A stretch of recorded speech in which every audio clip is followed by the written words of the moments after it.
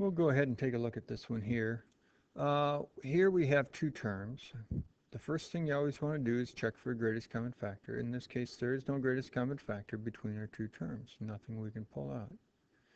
Since there's two terms, you want to check to see if it's a special. A difference is a squares, differences of cubes, or sum of cubes. We automatically know this is not differences of squares or differences of cubes because we have a plus sign here instead of a minus sign. We want to check to see then, is it sum of cubes? Is your 8 something cubed? Well, in this case, yes, it's 2 cubed. Is your x cubed, y cubed something cubed? Yes, it's an xy all cubed. Now, we had reviewed the sum of cubes and differences of cubes on an earlier slide. As you take a look here, here's sum of cubes done with boxes and triangles. So you want to look at this, okay? What does my box here correlate to up here? Well, it correlates to an xy. So wherever you see a box down here, you need to put in xy. So this first xy correlates to that box. This one here correlates to that box. And then after the minus sign, you need to have here another box, which is your xy.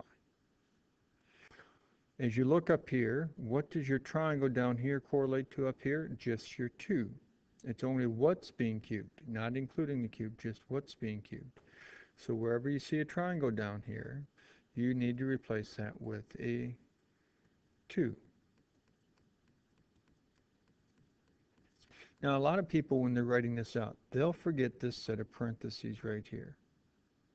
If we didn't have to have the parentheses around this 2, because it's just one thing being squared, but we want this squared to apply to both of these.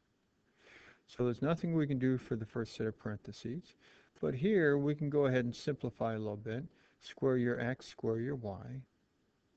And then typically you put the number in front, which is your coefficient of your variables.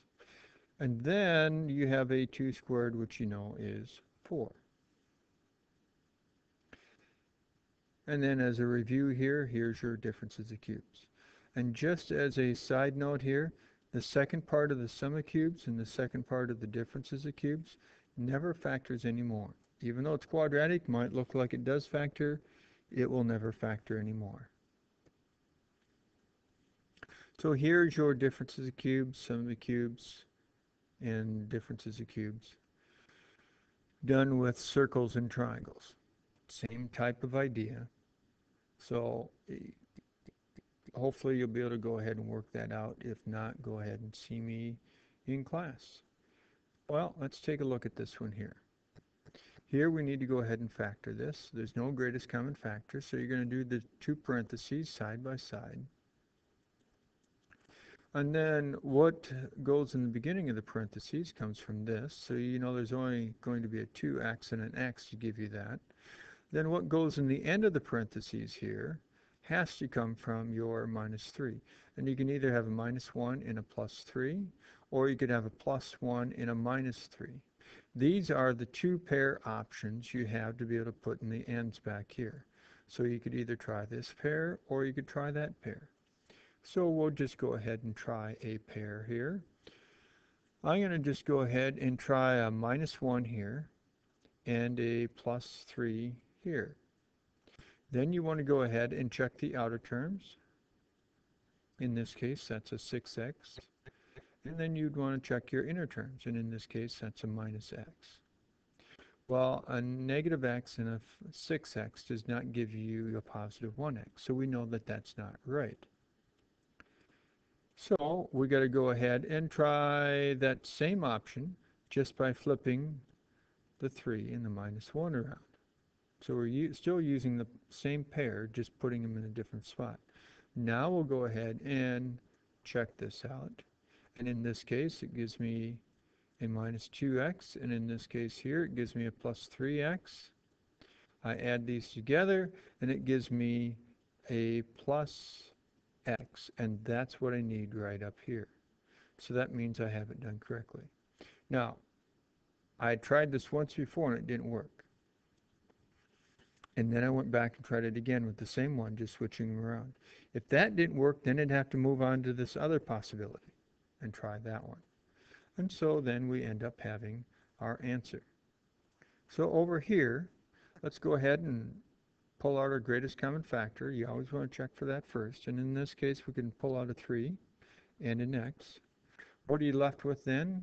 Well, you'd be left with an x squared, and you'd be left with a 4.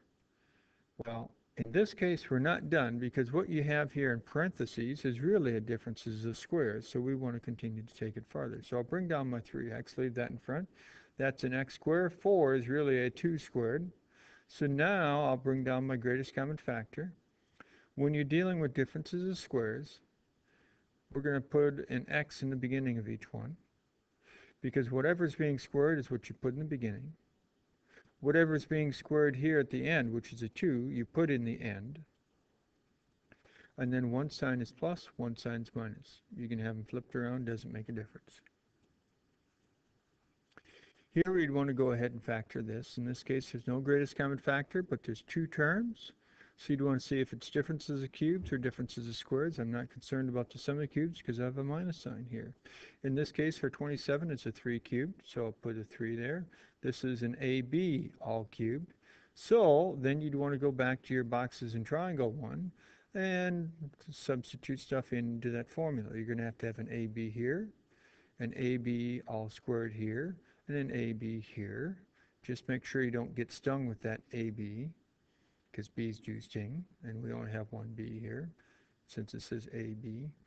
Okay, side note, back here we'll have a 3, so we got to put a 3 squared here, or 3 there, a 3 here, and a 3 squared there.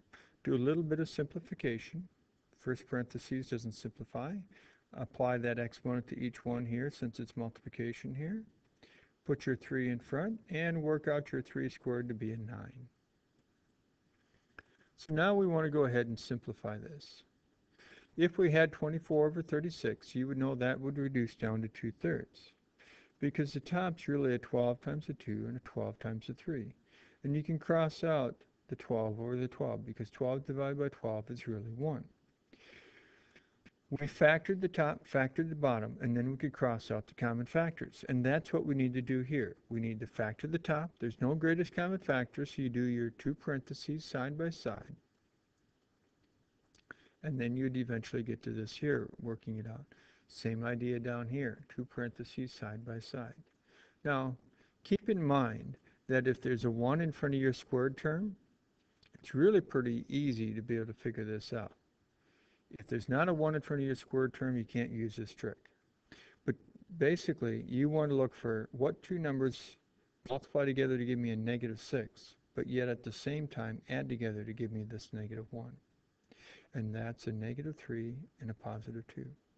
And since there's a 1 in front of your squared term here, you'd say, okay, what 2 numbers multiply together to give me a +10? But yet at the same time would add together to give me this +7. And that's a +2 and a +5. Well, now that it's factored, you realize that your x plus 2 in the top and the bottom is identical.